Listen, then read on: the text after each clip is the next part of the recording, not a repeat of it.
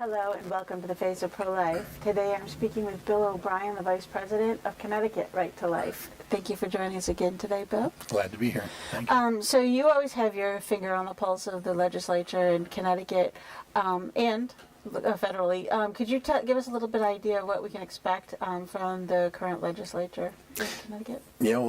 Just a couple weeks ago there was a legislative hearing, a big public hearing, and it went to 1 o'clock in the morning. Wow. And it was the pro-abortion side is trying to attack the pregnancy centers in Connecticut.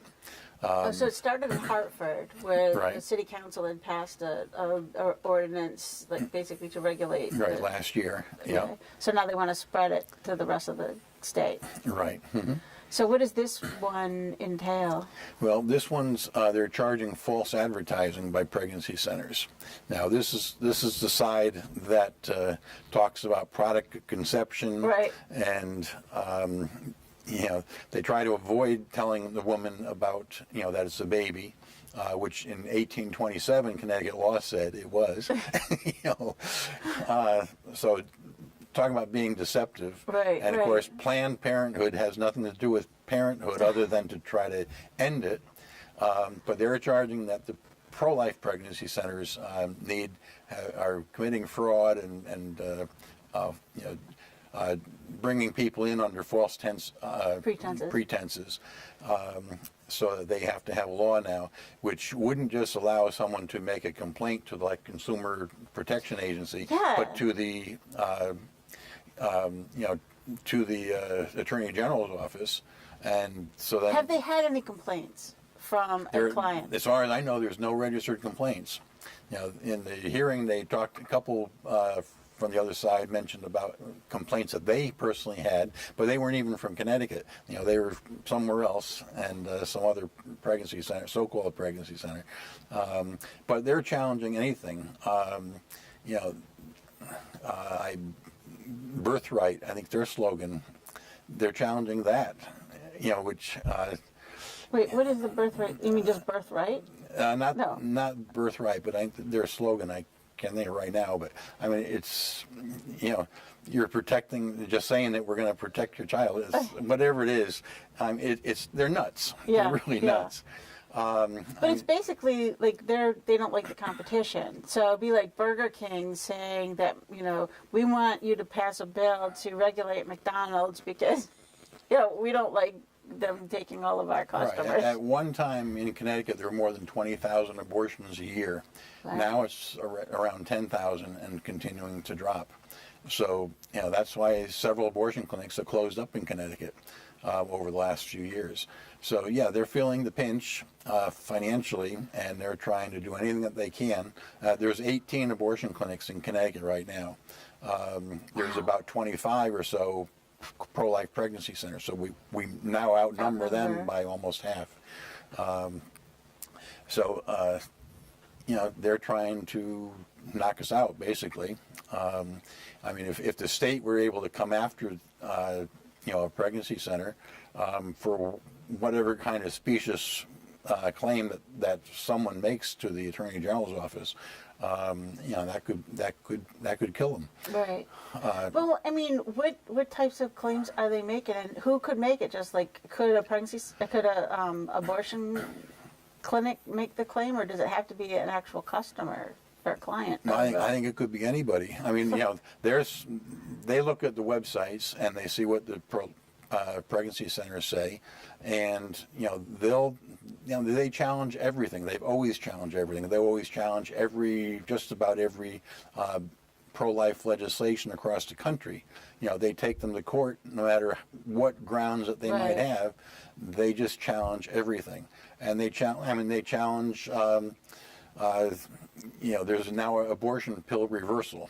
Right. So they say, oh, well, that doesn't exist and you can't do it. Well, it's happened over 400 or 500 times where it's worked. We have several clients that it has worked on, so we know it works. There's a breast cancer abortion link. They say there is no such thing. Well, there are over 50 or 60 papers say that there are. Scientifically published papers. Some of which were paid for by the NIH. Yeah. But they challenge everything, and they can just make the claim to the to the Attorney General's office and say, you know, this is false advertising, and then it's up to the pregnancy center to prove that it's not, or to at least have to defend themselves. And that could just happen over and over again. Right, right. I mean, when we put up our website, we were painstakingly, you know, we went through every word to make sure that everything on there was true, that we're not lying. There, you know, there are risks to abortion, and women need to be aware of them. So they're the ones that are really trying to hide the truth from women. Right. I mean, they're not, publicly, the things I just mentioned, you know, they're not talking about right now, but I'm sure that those will come up if they get the chance. But what they are talking about now is saying that pro-life pregnancy centers don't say that they don't do abortions. So they say they're coming in under false pretenses, thinking because anything that has to do with pregnancy must mean that you're going to get an abortion, and you're not saying you don't do abortions. Well, okay, so then is the opposite true? So Planned Parenthood, do they have to say that they don't do prenatal anything unless it's an abortion? Well, since the public hearing, the pro-life Pregnancy Center Coalition in Connecticut has proposed that the bill apply to both. There you go. And we'll see where that goes. And then we would have the chance to challenge whatever they do, whatever they say. Yeah, that would be very interesting. I would think that if it's, they keep calling them faith-based pregnancy centers. Well, if they're faith-based, don't they have some kind of not, of course, to put out false advertising, right? But aren't you singling them out just for special treatment, because they're religiously based, and they're not all religiously based, but they're claiming that they are. But then they would exempt themselves because they're not faith-based. Ah, well, they are. They believe in Satan. Yeah, they believe in abortion.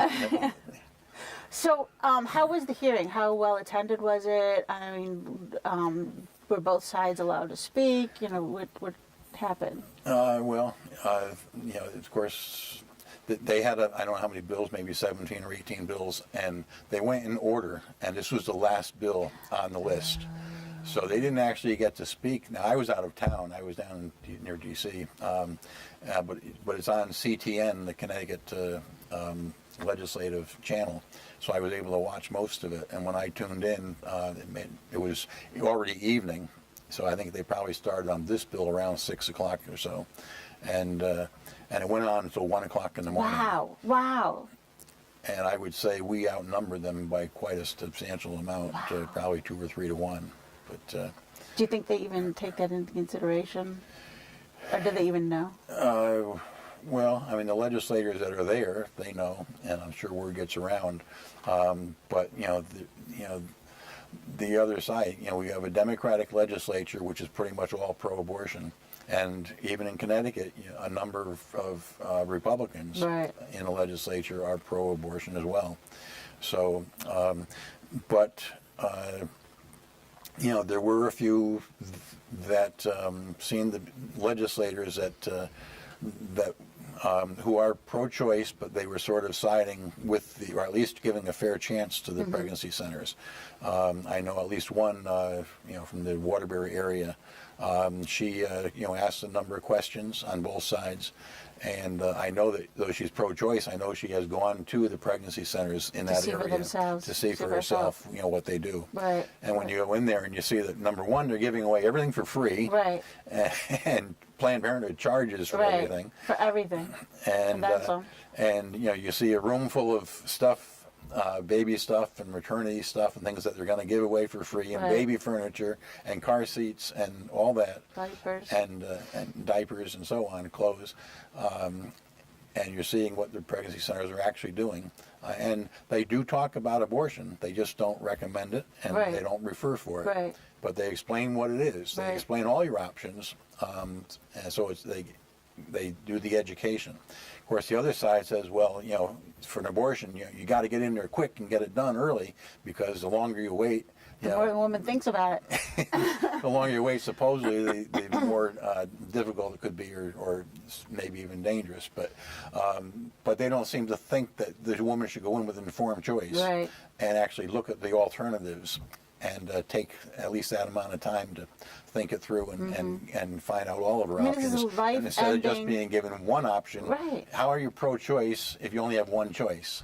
That's no choice. I mean, you're basically slowing the process down so that it's a life-altering, life-ending choice. And so if a woman should, stop and think about it and know what all of her options are and give the community an opportunity to help them, because most of the women who choose abortion are just scared. They just don't, they're alone. They don't know where they're going, how they're going to feed their babies, how they're going to diaper them, how they're going to clothe them, and they don't realize the resources that are available to them. Right. So if they know that many women choose not to kill their child, so how is that a bad thing? Right. Except that the abortionist isn't getting his, $600 to $1,200 pay. So where does it go? This was just a hearing, a public hearing. So they had the public hearing. The pro-life pregnancy centers have come out with a proposal that it apply to everybody equally. We'll see where that goes. So they're not trying to hide. They're not trying to say, No, we they don't say- want to be they say- regulated, they but s- we just think it should be fair. Right. And they say we don't, we're honest about what we do. Yeah. And we don't tell everyone everything we don't do, just like McDonald's doesn't say we don't sell hot dogs. Right. Yeah. Yeah, I know. This is what's on our menu. This is what's not on our menu. Right. We don't have caviar. Sorry, no waitresses. So, what happens now? Well, it'll be up to the both sides to negotiate as to wherever the bill language is going to be, and then if they feel they have support for whatever, it would come up for a vote in the Public Health Committee. Okay, so it's one committee will have to determine whether or not to go forward with it. Right. And now whether we have to go to another committee, maybe judiciary or something, that's possible. And then in any case, if it gets that far, then it would go to either the House or the Senate, and for a vote in one and then the other, and then signed by the governor. But this. The first question is it even legal? I mean, the Supreme Court just ruled last year on a California case that a bill attacking pregnancy centers out in California was unconstitutional. Well, they were trying to force them to That required say things, referrals, right? And do things against their conscience. Right. That went a lot further than this one. And they're, supposedly they looked at that court case and are They're trying to tiptoeing tailor around this it. just to get around it again. But they may be on shaky ground again. And is there anything else? Like, I mean, New York just passed that horrific bill to legalize abortion up to birth and beyond for any reason. Is Connecticut thinking about the same type of thing? They don't have to. We already have it. Oh, yeah. 1990, almost 30 years ago, Connecticut passed it. So it's on Connecticut, if Roe v. Wade were overturned and simply sent back to the states, Connecticut's law would then go in effect, which before Roe v. Wade, it was probably the best pro-life law in the country. You mean Connecticut had the best pro-life Connecticut law? had the best law in the country in 1972, which when it was passed, or amended actually, it was an 1860 law that got amended just 9 months before Roe v. Wade to not only protect from conception until birth from abortion, but also added a preamble that said the legislature determines that life begins at conception. No other state that I know of had that in it. And then 9 months later that got overturned by the court, but it was still on the books until 1990 when it was taken off and replaced by basically writing into effect Roe v. Wade in Connecticut. So, we're not much better off than New York. I think people don't realize that. I mean, there was a big hoopla made about New York, but there are several other states that already had that on the books. Yeah.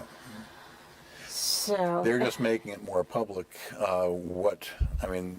it was very obvious from the New York law that they are talking about abortions right through the 9 months of pregnancy, Right. and even beyond. For whatever reason. For whatever reason, Right. which is what Roe v. Wade is. Right. But Roe v. Wade and Doe Doe versus Bolton and the Connecticut law, they're written to sound as though they're, that you can't really get an abortion in later term, but you can. And it happens all the time. Yeah. So, is there anything else that we should be keeping our eyes on? Well, there's in a couple. Connecticut? There's a couple other bills. Of course, there is another assisted suicide bill introduced this year. So far, Gotta be kidding me. no, it's there, and haven't heard too much about it yet. But you never know. It's still early in the session, and then there's on the good side there is a parental notification bill. In fact, my legislator, my state senator, Rob Sampson from the Waterbury area, he's introduced that. So we really should get behind that and push it. There's a movie Unplanned coming out in which it's about abortion, and it was rated there's no sex, no pornography or anything like that. But they say that there's scenes in there that show what an abortion is, and they rate it R because of the violence. So someone underage can't go in without their parents to see that movie about abortion. But in Connecticut, you can go to the abortion clinic, a 15-year-old, and get an abortion without the parents having any idea. We can get one. So I think we really need to get behind this bill, Rob Sampson's bill on parental notification in Connecticut. What do you think the chances are? That would have to go. It's in the Public Health Committee, and they'd have to bring it up there, and that usually is not a very favorable committee to us. But if we get enough people making the point that I just made, and a lot of others, you can't get your ears pierced, you can't get about tattoos and whatever else. Yep. I can't get an aspirin in school. Not only unless that, your you can't parents even know go about buy cough syrup at the store if you're sick. or cigarettes or anything else, but you can get an abortion. It's a schizophrenic society, and particularly here in Connecticut. It's like this is the golden calf is abortion. Mm-hmm. Totally crazy. All right, so those are the three that we're watching in particular. There's a lot of other bills that we're keeping tabs on, but those are some of the key ones. If somebody wanted to keep informed about where these things are headed, or if they wanted to contact their legislators, how would they know? Where would they find this information? Like, if there was going to be a public hearing on, say, physician-assisted suicide, how would they know about that? We try to let them know through our, when bills come up. Other groups do the same, Catholic Conference and Family Institute and so on. But if you want to, if you're ambitious enough to look on the legislature website, they're all listed right there. On the website, just go to Connecticut General Assembly, and there's a thing you'll see bills, and every bill is listed there. But like say Family Institute of Connecticut, if they signed up for their emails, they would get an alert. Or if they, same thing with Connecticut Right to Life. By email usually. Because that's usually what people need, Right. to have something pushed to them when it alert them. But if you did sign up to receive the emails from Connecticut Right to Life or Family Institute of Connecticut, you need to act on them. The more people that show up, it does make a difference to the legislators, because they know that you're going to talk to your family and friends, and next time they are up for election or re-election, they could be in trouble. Right. If we show the numbers. And if you have a local pregnancy center, invite your talk to the pregnancy center first, but then invite your legislators down to take a tour. Yeah. I'm sure the pregnancy center will be glad to have them. And as I mentioned, one legislator, in our area, in my area, has done that, and I know others have been to their fundraising dinners to see what happens and things like that. And I think they're pretty impressed when they see 300 or 400 people there. Yeah. Which happens at a lot of these pregnancy centers. Yeah, and if they go to the pregnancy center, they'll see that we really are the ones that are offering choices. They the woman has a choice all 9 months of her pregnancy, and in the end, she can either parent or place the baby for adoption. Those are choices that everybody can live with, and it's not a permanent choice where a child ends up dying, Right. and a woman is wounded. And these pregnancy centers are supported, as I just mentioned, they can have several hundred people at their annual banquets. They're also supported by baby bottle boomerangs, where they just give out baby bottles in churches throughout the state. Must be dozens and dozens of churches that support it, and thousands, if not tens of thousands of people who contribute their dimes and nickels and dollars, to support these pregnancy centers. Yeah. And these people are all in these legislators' districts, and I don't think that they want these places they're supporting to be attacked the way they're happening. That's a good point. So that's what's happening in Connecticut, and we can find out how we can help through Family Institute of Connecticut or Connecticut Right to Life. What's happening, or not globally, but nationwide? Okay, well, a few The things in federal. Washington going on. There is HHS, Health and Human Services in Washington. They just recently, they announced that they've instituted some new rules that are coming out. They won't take effect for 60 days, but once they take effect, it probably will end up of defunding Planned Parenthood of $60 million. So that's 10% of the budget that they get from the federal government. Right. So 60 million sounds like a lot till you find out how much they really get. They get more than $500 million from the federal government. Every year. Yeah, every year. Right. And but 60 million is still a good chunk of change, and it means that some of those Planned Parenthoods that are not doing as many abortions as they used to, then some of them may have to close. The basic thrust of these new regulations is that the reason why they would lose the funds is that it would require basically what was required back during the Reagan years and was reversed under Clinton, now going back to what they had before, which simply said that the federal government does not fund abortions, and they don't, except for a couple, I think, rape and incest and such. But the vast majority, they will not fund through Medicaid or anything else. But now they're saying, but we're giving money to an organization that does abortions. We're not going to do that anymore if they don't separate out their finances. But since money can be changed from one pocket to another, they got to do more than that. They actually have to have physically separated facilities. So if you're going to do abortions, you do it in that building, but you don't do it in this building that's getting the money. Right. So Planned Parenthood's president has already said that they're not going to, they'll lose the money. They're not going to give up doing abortions because that's basically what they do. So they're going to lose the money, and that money is not going to be lost to women's health. Right. It's going to go to community health centers, which there are probably 10 times as many of them as there are Planned Parenthoods. Right.